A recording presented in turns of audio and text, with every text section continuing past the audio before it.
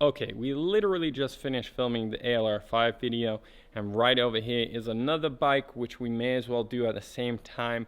Very similar in idea, and it's something more people are probably interested in than even the ALR5. It's, as you guessed by the title, the SL5. So the SL5 is Trek's carbon model. This is a second checkpoint in their series. It looks even better than the AL5. It is honestly a superb looking bike. Shares a lot of the same design choices, but once you go to carbon, now you're getting a significant improvement in bike handling, control, and most importantly, comfort. This SL5 shockingly comes with both front and rear ISO speed, so you get a huge amount of comfort to it.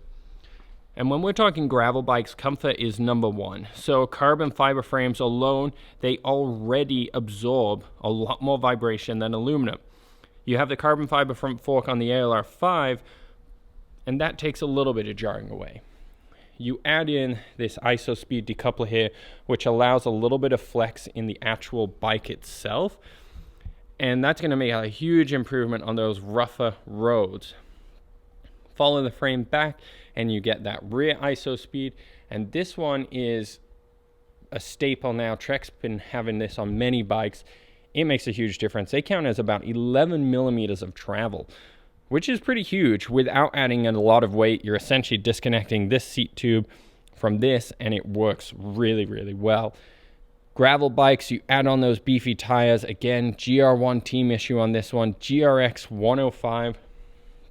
They really stick to a very similar part spec, if not identical in every which way, to the ALR5, but they follow up with that carbon frame addition, but not just a basic one. Adding in that ISO speed is a huge improvement, which normally you'd see reserved for a level above this, essentially. So the fact that they put it in is pretty nice.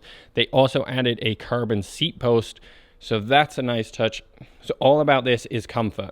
You still, which is really impressive, get all the mounting points of the AL5, which is really nice, as well as including the internal storage for the mini tool, which they don't include the mini tool with the mountain bikes, which I'm always disappointed by, but you can get all your flat repair kit inside that tubing there. And with all the mount points, I mean, you'll fit a lot more stuff on this bike than you ever need to carry just by those few features.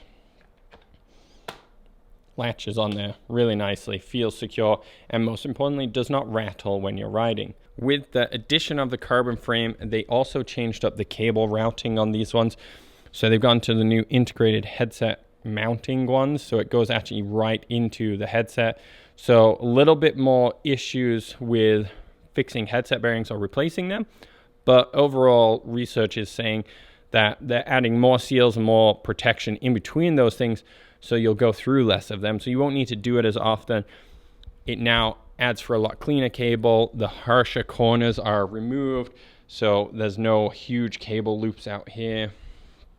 Overall, it should perform much, much better for you because of that.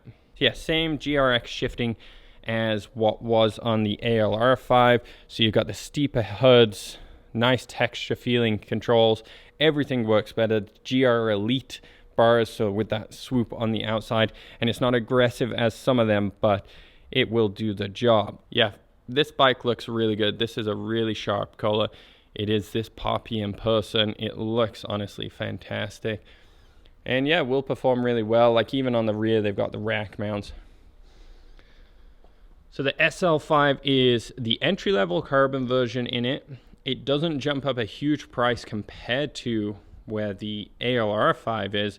You know, you're just over $1,000, which overall is pretty impressive for the quality of carbon you're getting.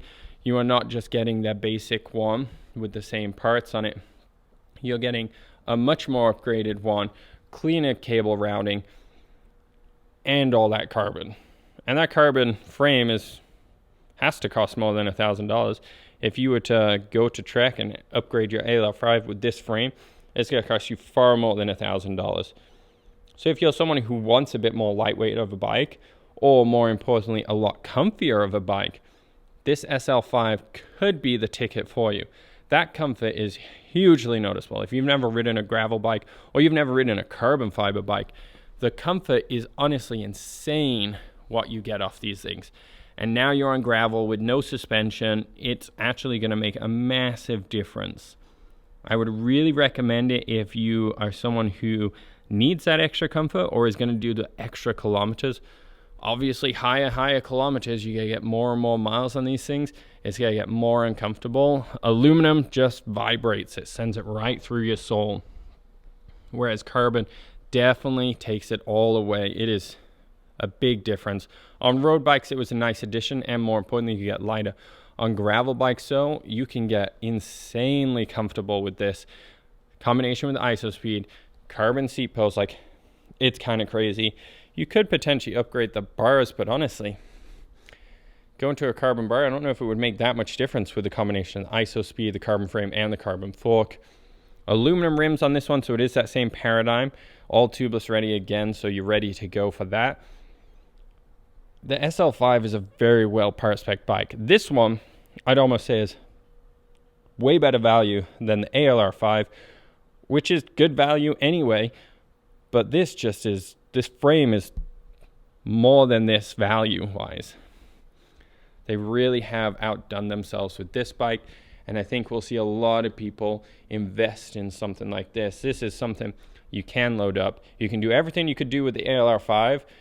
It's just going to perform way better. It's going to sprint faster. It's going to be comfier. And it's just going to be a nicer, lighter bike when you don't have things on it. So it's hard to say exactly who this is for. I think the exact same person as the ALR5, but someone who really appreciates comfort, has the extra money, or most importantly, really wants something that is a little more capable and a little lighter when they need it. All right, that was a blast. That was a real quick one. Most of these reviews now, they're not changing bikes that much lately. Yeah, they're just not changing bikes as much as they once were. I don't know if there's part supply and we're really a year behind on bikes now, so the development slowed down a little bit, or if we're really hitting a pinnacle, because what would I change on that bike? I have no idea. Honestly, nothing. If they could bring down the price, that would be pleasant, but it's not a necessity. Overall, fantastic. I think the value is well into this bike. ALR5 might be overkill, and that's the only reason I might undervalue it. There are cheaper options out there, obviously not these Cervelos behind me, but we have heavier bikes in $1,000 price range, which will do the same thing as the ALR5, just not as nicely. The SL5 though, that's a hard value to beat. $4,200. You look at a Cervelo, kind of a Sparrow type bike, a little more racy frame, but overall you're spending a similar price, but you just won't get that comfort. It is really for the true racer.